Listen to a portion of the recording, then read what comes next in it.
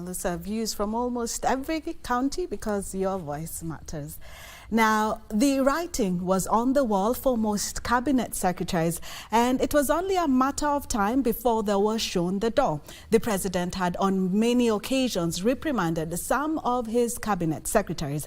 At one time, he was furious, saying some of them were clueless on what was happening in their dockets.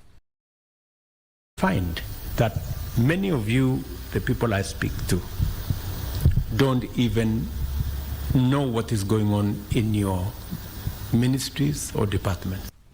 These perhaps are the first signs that some would not last in their dockets so long. The furious president reprimanding some of his cabinet members for failing to grasp what was happening in their ministries. By constitution, you are supposed to advise me. Explain to me how you are going to advise me if you have less information.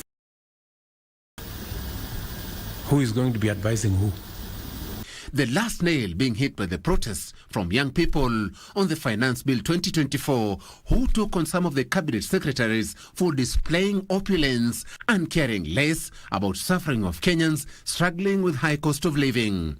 And I want to ask the President of the Republic of Kenya, His Excellency William Samoei Ruto, please consider the young people, consider the less fortunate, consider the people who are with disability. The people who are dragging us in this hole are the government officials because they are not living according to our means. The president even admitting the government would have done better, blaming communication breakdown on the actual gains in the bill that he dropped due to protests. Changes, saying the state of affairs was no longer tenable and that Kenyans were demanding action. Maybe my cabinet would have done better, right?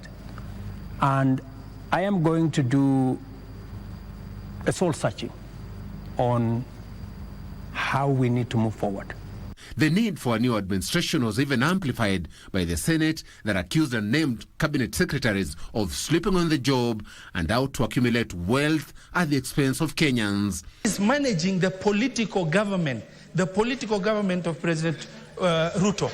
Who is managing? If the cabinet secretaries do not understand their role, that everything must be done by the President of the Republic of Kenya. The finance bill was a catalyst. All this started when we decided to force on Kenyans a housing law.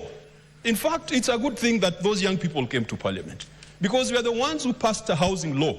At 3 p.m. Thursday, the president termed a bold move, kicking out the entire cabinet, including the AG, bringing the strips to an end. Joseph Ohungo for Prime Edition.